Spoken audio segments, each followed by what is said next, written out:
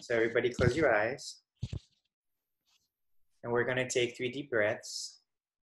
And then we're actually going to practice doing 6 breath in, 3 hold for 3, and then 6 breath out, hold for 3. And we're going to do 3 of those, okay?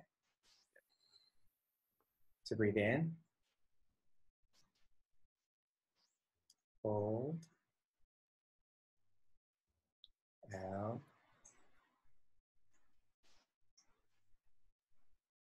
Hold.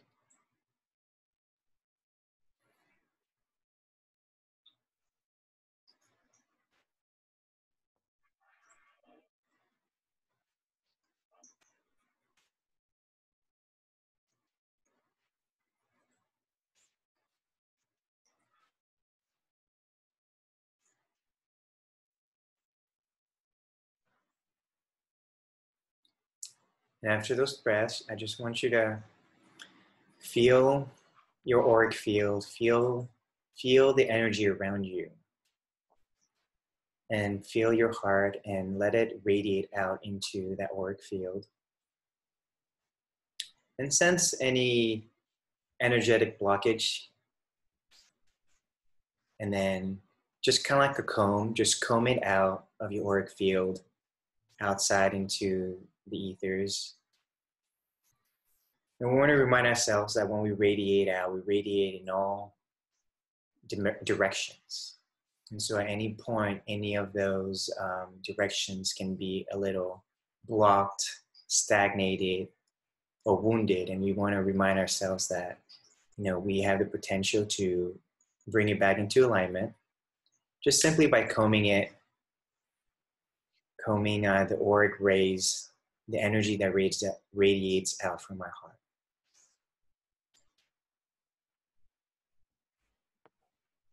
And within that heart, I want to be grateful and thankful for the experience, for the people, for Indy and Mick, both to be here at this time, for anyone who is also tuning in, so that we may be able to share the light within us with authenticity and integrity, and know that at any point when we feel blockage, we can just comb it out and just move on.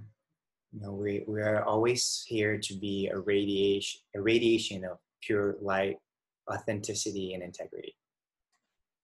So thank you, and let us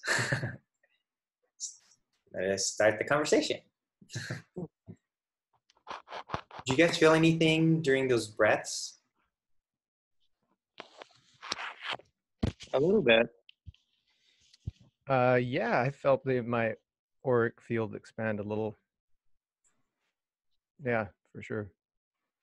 And the combing of is definitely a nice way of putting it. Clearing out that little bits of blockage I can still sense, even though I've done my full morning yoga and everything. I'm like, oh, there's a little bit there. Hey, Yeah, it was a trick I learned in pranic healing. They say that we have auric fields, the rays come out and radiate out, right? Like how you have your picture back there, Mick, right? The sun's radiating out.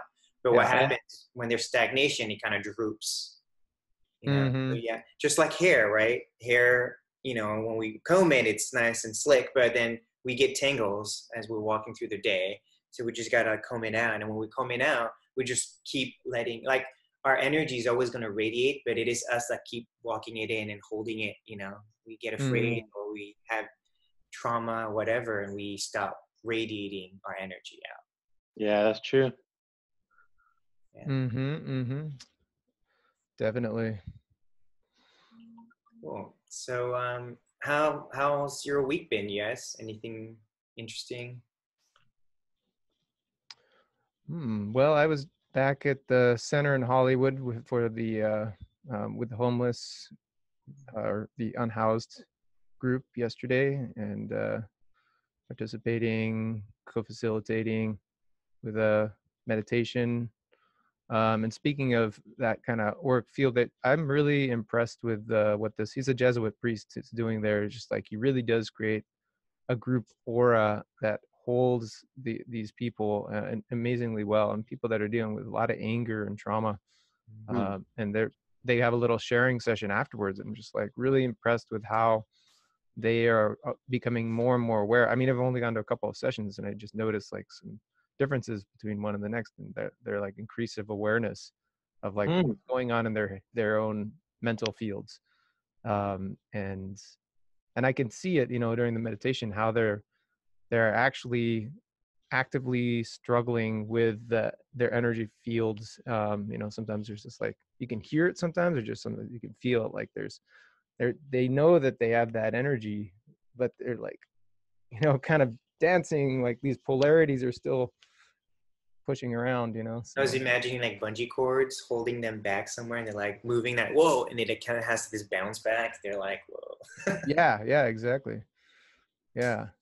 But I feel really blessed to have been invited into the group, because it's very transformative, and for anybody to do the meditations. But I feel like sometimes the more extreme the trauma and situations, the work is even more deep oftentimes. So Yeah, yeah, that's cool. Yeah, that's awesome, dude. What's the organization called? it's called the Center Hollywood. Center Hollywood. Yeah, it's affiliated with the Jesuit church, so it's the Blessed Sacrament Church. Cool. But learning about the Jesuits too, actually, when hung out with a friend of mine who's a Jesuit, and he works at Loyola High School, and learning a lot about like their meditation methods and how similar they are actually to a lot of the yogic methods, and the kind of methodological approach is quite impressive. Just like the awareness of all the movements in the mind. They call it discernment, the ability to know when you're getting pushed too far, you're pushing yourself too far. Maybe like, even if when you're doing really great things, you can go so far as to cause yourself damage. And so they say that that's when you're also being tempted. So you have to know how to like rein it back. Even, they call it from good to good. Or when you're going like from good to bad, then you're like, oh wow, I'm kind of getting tempted by like, I want a lot of money or something. I was in a really good place, but now I'm wanting more money or whatever.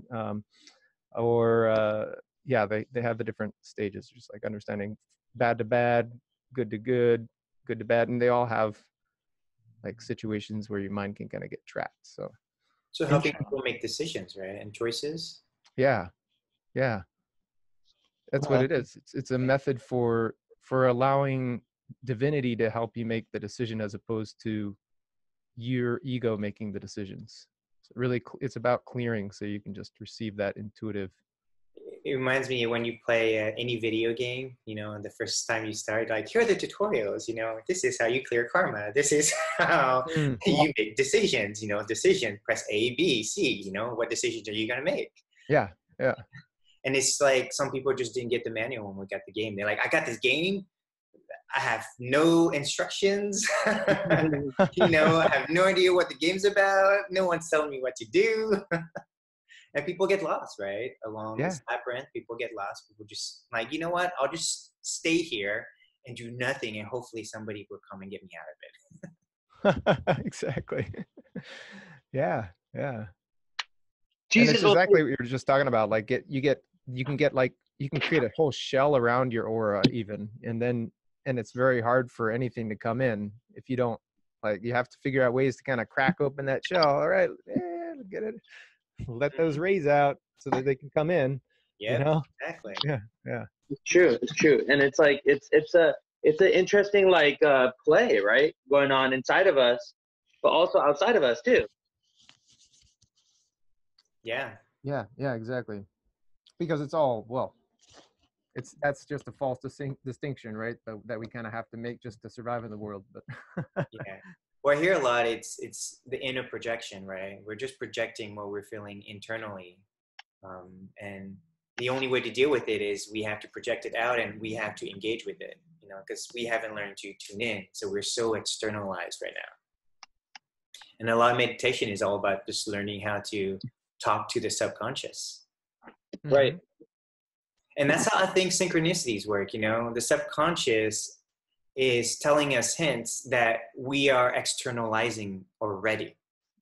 But it's like a video game. If you don't know to do A, B, and C and press these buttons, then you're just pressing the buttons and trying to figure out when things happen, right? Right. And the games have gotten so good now where depending if you're on the right or left or behind someone, you're not going to do the regular punch or the regular like whatever attack, right? Or whatever you're supposed to do in the game. It will actually change depending what's happening. So, you know, if so that's why life isn't like do A, B, C when C, A, D happen, right? It's almost like what are you going to do when you feel like this? Did you guys lose me for a bit? No, I heard you. That was me. Oh, okay. Ooh, all right. Speaking of the sun. Ah, yes. Going outside? Ah, yes. Yeah. Sure. Last week I went to the Universal Festival Right. here in Houston. I had so much fun. I got to go on this. I actually did a vlog about my experience, and I did some footage too. If you guys want to see some footage, what I shot there. Ooh. And that was with the gimbal, so I had some really nice cinematic shots. Oh, nice. Yeah. And then, you know, I really got to, I had some thoughts about just now traveling around town and just capturing a series called Searching for Spirituality. And maybe just go around town in Houston and just asking people randomly, but then capturing some beautiful shots of Houston. But even going to places like churches and places where I want to hear what people, you know, I think I want to hear the conversation or ask the question is, how does spirituality look to you at home? Not in church. Not what people tell you. What do you feel like spirituality when you're at home? How about when you're at work? Right now, I'm at your office right now. What do you feel is considered spiritual in your life? And, you know, we should really be more aware of how spirituality should be seeping into all parts of our life, right? Right. So, and I have a lot of really cool shots from the Universal Festival. So it's, you know, I can kind of use those really cool shots to like show how I'm like going around searching around town for like people to talk to. Cool. That's hella fun. Yeah. But yeah, it was great there because like they had all kinds. They had yoga from like 11 in the morning till 7 at night. Wow. 10 in the morning. No, sorry, 11 in the morning. And so they had like 3 tents, and the 3 tents had so like 10 yoga instructors would do yoga in one tent, and then it would be like divine conversations in one of the tent where they talked about the divine masculine. Actually, was a topic that ended up, you know, ending up at the location without even planning it because I was just filming and I was like, oh, talking about the divine masculine, I'm gonna stick around. No. So, you know, I kind of had the schedule, but I decided to like go where I felt like I wanted to go and just film whatever felt comfortable. But it was really, I was trying to find that balance between being in the moment, enjoying all the yoga, listening to the people, engaging with the people, but then going into like filming mode and filming what I want to shoot to like create a story. So it's been very interesting for me to get into that like vlog cinematic mentality with this whole festival. I think you're doing a pretty good job so far on the YouTube channel. Thank you. Yeah.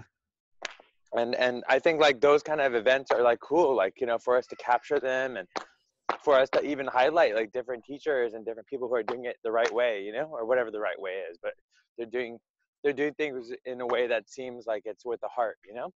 Yeah. And I feel like I haven't like I'm still a little shy, and I have to get past like that shyness of being able to just interview people and talk to anybody, you know, because I'm still getting used to like my tools. I'm kind of like now coming out a lot more and being out there. So it was kind of like, oh, do I ask people like, hey, can I interview you for this random show called Cosmic Labyrinth? You know, so I'm finding myself to be struggling with like, oh my God, is this real? Am I really doing this? I'm going to interview random people. Will they listen to me? Will they talk to me? They don't even know me. So I was going through a lot of that. But I did try to engage. So it's getting easier, but it's really helping me come out and really appreciate what's out there. Yeah. What is this thing you call shyness? I do not understand this word. Yeah, you're definitely not shy, Indy. Does not compute. Does not compute. I think for me, that's why the camera has been really helpful, because I have a lot of things I want to say, but a lot of times I don't feel comfortable, or I haven't found, truthfully, great settings to have really deep conversation with people. You can't just sit around and talk to people deeply. Even sometimes when I come in before class, like sometimes I'll get into a deep conversation and we'd be like, holy crap, we haven't studied, so we need to stop the conversation right now and start studying. So, this camera work that I'm just really filming everything that I'm learning has really helped me process information a lot better and being able to share it with you guys, with anyone who wants to even think about anything that I'm learning or what you guys are learning, And so it's helping me. I don't have to go out there to talk to people about this, but I can record myself, record us talking, and let people just find us naturally. It's working with the universe rather than being an ego thought and saying I can do it. I'm going to do it all myself. Yeah. Indy, I had a question I saw on one of your feed and Instagram. Speaking of all this, like, are you actually getting censored? Yeah, dude. You're getting censored. Okay. Yeah, like it was crazy because the moment I like posted a little bit about the Hong Kong stuff. Yeah, it was like literally the Instagram stories. Like I went from like having like 500, 600 views for each video, for each like Instagram story. I was getting like a bunch of like views, right? Yeah. And it was that way for like about like a few weeks. Like I was like, like building up. And I posted about that. Actually, what I posted specifically was our Cosmic Labyrinth video, right? The one I posted on the YouTube channel. And I posted like a part of that, and part of that was talking about collaboratives and how like people are coming together in Hong Kong and all over the world, right? And right after that post, boom, everything dropped. Like it was like crazy, like overnight. It was too coincidental, like at the right time, at the exact same time. So it's interesting. I've actually been researching this quite a bit, and I don't really talk much about the stuff I research just because there's a lot of contention in the world right now regarding what is considered mainstream, what is considered conspiracy, what is considered truth, what is considered secret agendas, and truthfully speaking, you're not the only one that gets censored. I think there is actually, this is why it's very dangerous for us to believe that social media is the only outlet. This is why it's very scary for us to think that we're only going to listen to certain people, right? Right. Think about it, back in the days, it's not that we were censored, it's that we believed that people who were able to share their message were of high value, right? Right. For their expression, for who they are. Right. Because certain people chose them to be in front of the camera. So when we allow consciousness to go and explore itself, right? Right. Then you should allow every message to come across. And what's happened is the digital media, I don't want to name names right now, but the digital space is, so you guys know China and censorship, right? Oh my gosh. Oh my God. They're like pros, bro. Right, but who makes a lot of our technology? China. Oh yeah, China.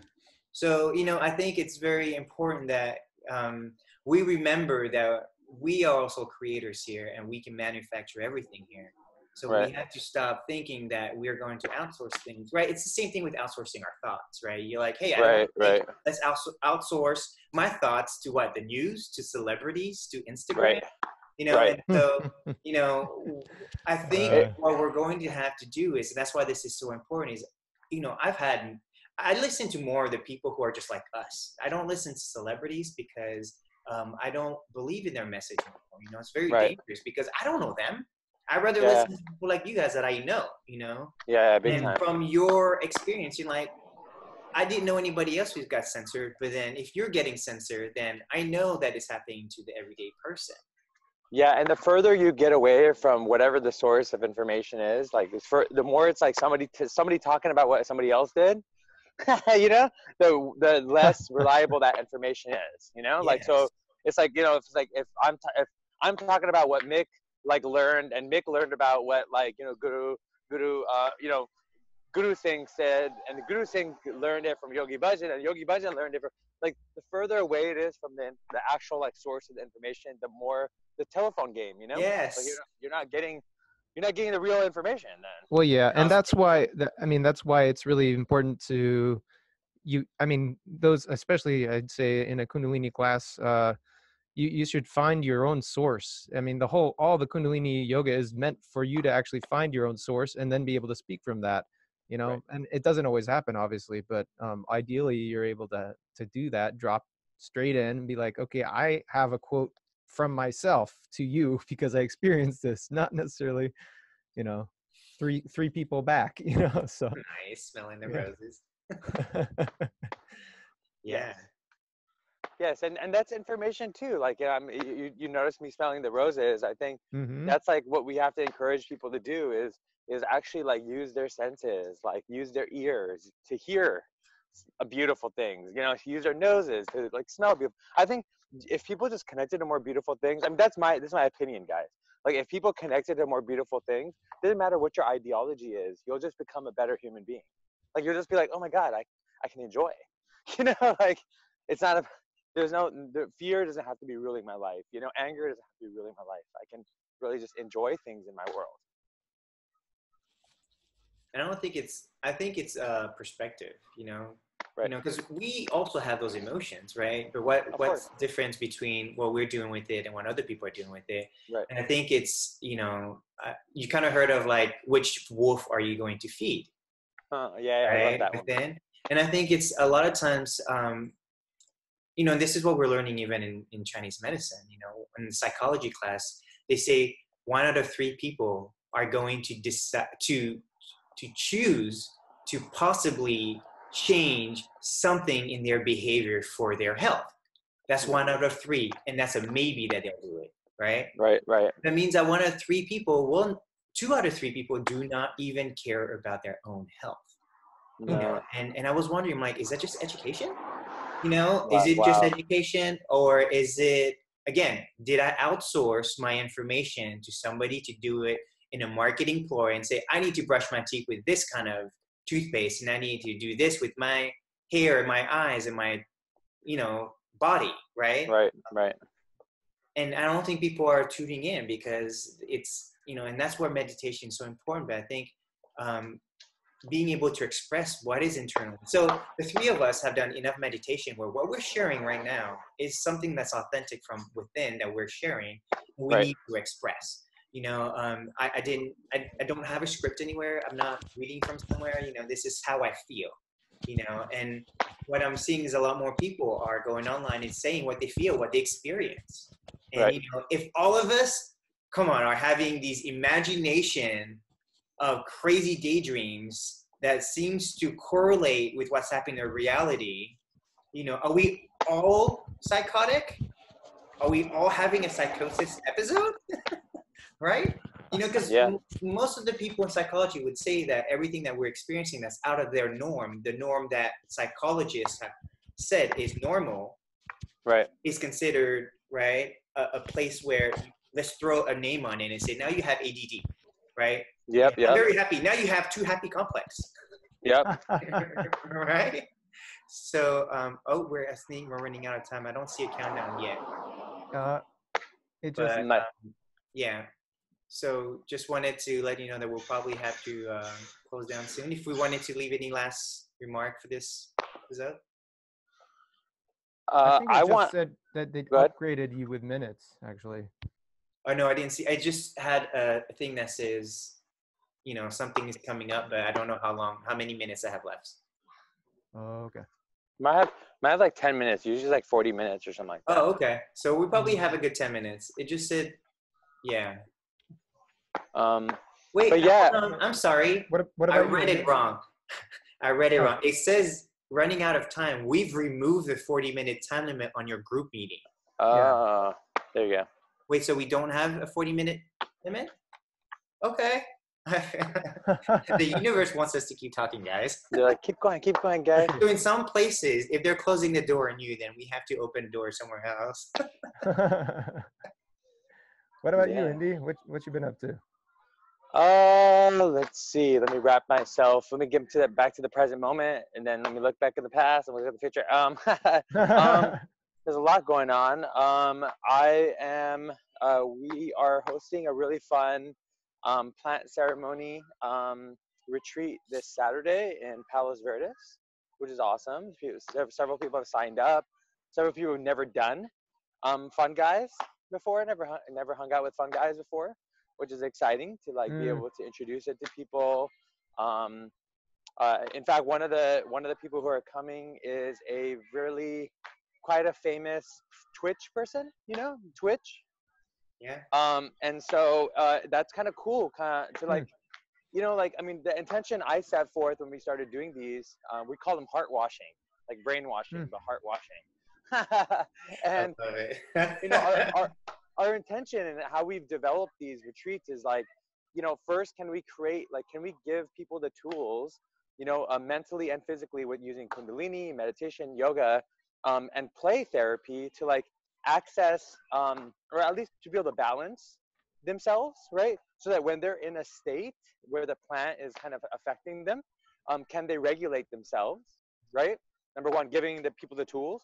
And then can we create an environment, like a container that's fun, creative, playful, you know? So instead of us dealing with our trauma and our difficulties, like by going into more trauma, like, can we actually address those things by having fun, laughing, playing, and doing exercises that are kind of like more analytical psychology related, archetypal, you know, using tarot, using astrology.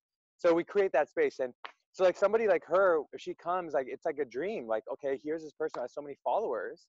So she's so much influence. Like, if it affects her in a positive way, then it can transcend, you know? How many people will be like, oh, like she'll be able to tell people like, oh my gosh, like whatever happens to her, I mean, it's just exciting, right? Like, because this is what's going on in our world. People really care what influencers say, but how many influencers are actually doing things in the heart and getting their heart more rich, you know? And if they are enriching their heart, they're going to encourage other people to enrich their hearts. So that's exciting. Yeah. And then outside of that, Charlie, I'm still finding myself back in the VR, the dome, dude. So there's a film festival this Sunday coming up. So I'm going to be leading like a 15-minute meditation to kick off the start of the Dome Film Festival. There's like a one-day film festival in the Dome, in the Wiz Dome. So cool. Yeah. Cool. Could I check it out, or what's the deal? Tickets or? I think there's tickets because there's like it's like a film festival. So there's like there's a ticket just to come to that day. So that'll be fun. And they're showing 3 different really cool dome, 360 films, like 15-minute long films. So those are pretty cool. One's on like the Aurora Borealis. One is on the creation of the solar system, and another one is about climate change. Like, it's like we're taking all over the world. Really cool. Whoa, that sounds wonderful. Yeah. And then I'm trying to get some footage from a friend to get some trees. I'm trying to like get like try to do my meditation with like while we're surrounded by trees. Yeah. So, nice. 360 camera, right? 360. Yeah, we need to get one of those for sure. Cosmic Labyrinth has to have. Yeah. I mean, it's, you know, you could easily just get one of the 360 cameras, or like $300, you know, and put it on YouTube and allow people to just, you know, like vlogging, you know. I'm actually figuring out the best way. I've been watching so many vlogging shows, but just helping people kind of visualize what I'm going through, but using kind of like the scenery and the environment, you know. So it's kind of like making a short film. I mean, I come from the entertainment space, just like you guys are in the entertainment space out there in LA, you know, like that's kind of like my first love is being out there in LA. You know, I started in computer science, but I actually focused on interactive media for most of my life in my computer science. Oh, wow. I Okay. learned, I was a TA, actually doing Premiere, Photoshop, and all the Adobe suites. Damn. So I'm very comfortable in that space. That's why, like, I feel like bringing the video. And, when I was doing Heart Center Tech, and I was also doing PR Office and doing a startup in Silicon Beach, I did a lot of videos there. I did panels. I did the VR panels. Oh, nice. Remember those? And we filmed some. Yeah. So, I feel called to do it again, but I want to do it with specifically the spiritual stuff, the spiritual stuff, and being able to show that spirit is very much alive, very much present, and why are we ignoring it? Right. And very much an everyday phenomenon too. Yeah. That's the thing. It's just like, it's not special out of this world. It's actually part of every cell, it's like, yeah, dude. Yeah. As I get to go and really dig deeper into Chinese medicine and what we also have lost in the West, it's ridiculous how simple we can actually heal ourselves. I mean, like it's incredibly simple, and yet they have found so many interesting ways to make us feel like we were meant to die very quickly, very early. And I don't believe that 60, 80 years old is the end of our life. I think it's closer to 120 right now without genetic manipulation, but I believe that, we can live at least 100 years. What are you talking about, dude? I've lived maybe 50,000 lives already. The physical genetics at this time. This is like maybe more specific. Let me localize the information real quick. This is like my 108,000th life right here. I know. When we start talking multidimensional, I know I have to put in quotes. Reality, guys. And it's that idea. Like, it's kind of like the irony, right? Like, the more you cling to life, like, you think that it's like shorter, like, you actually end up like it's like your life is almost constricted, and you like it's like not even worth living actually longer. And those people who like cling to being young, to remembering like the youthfulness within themselves, like they live long lives, like, and they live really long lives. And then I think, for me, Charlie, I love this Cosmic Labyrinth because, as we continue to grow and continue to share more stuff, I'm really excited to share more stuff about Ayurveda. Because like the next time I go to India, I'm going to interview some of my teachers and try and talk to them, because some of them are not accessible over the internet, and you can't really meet them that way. Let me know when. I'd love to be able to go.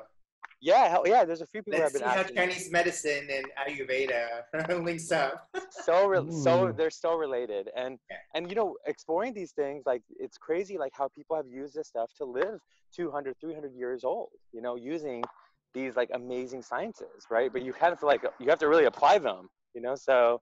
Where I was going with the age, though, is actually I've done some. So there, if you look at what happens spiritually, number 49 is a huge number in a lot of books, right?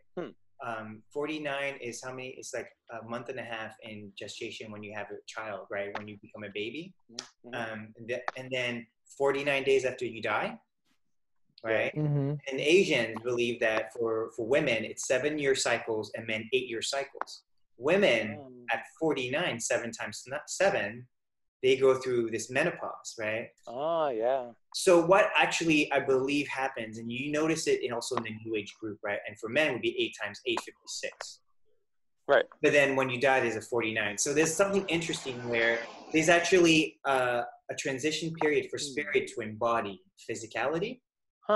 And then for spirit to start learning how to use the full body in its full potential, like a video game, right? The first hour of certain video games, it's all tutorials. At least the Final Fantasy series games, right? And the very big long video games.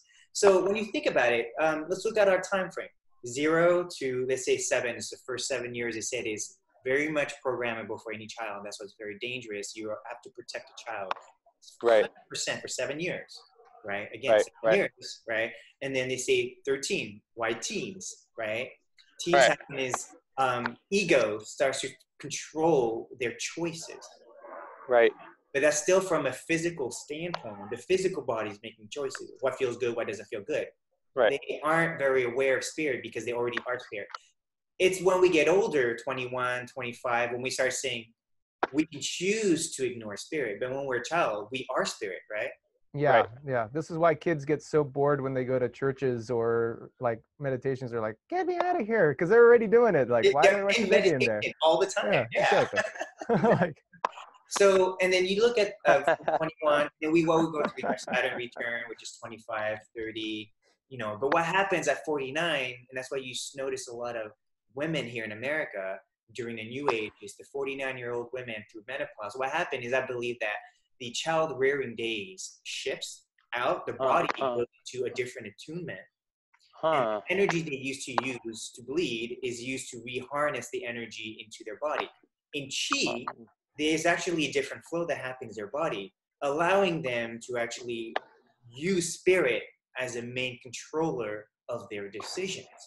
Interesting. So when you look at even in the new age, and in guys 56, closer to retirement, you have men who like, yeah, at 56 years old, I finally went to look for spirit. I'm being very general. There's a lot of in the new age who like at 21, I like woke up, okay? But what you see is most men at an older age, they start to embody spirit more. They're not making decisions, I'm going to get to a fight, right? Right. If you should want to fight somebody, you're still like a body experiencing life. Right? But as a male, I think most men end up saying, what is my life going to represent? Right? And that's a spiritual conversation. Right. So, but what happens then? Oh, 56, you're getting close to retirement. You're not going to have a job. You're not going to do anything. You're just going to die when we retire, right? Because what do we do? They just watch TV. They go to old homes. And what happens? You have a disease where it's called not using your spine, not using your joints, not moving your body disease, right? Right. Not using it. And that, I believe, is when a lot of our spirit start to be much more in control of their reality. But if we're saying, oh, time's up, you're going to die now, you're going to give up this body and go back to spirit, you really haven't been a spiritual body embodying earth, right? You've just been kind of hitchhiking while the body's making decisions.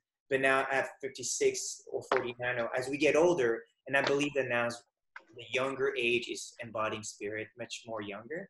But there's this shift, right? We've been an old generation, and you need to see with a lot of the new age people, they say that those ages is when they became much more aware of it.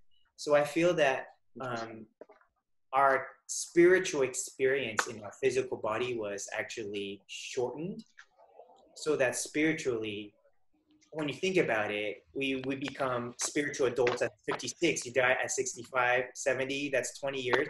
Spirit only got to play around for 20 years. Wow.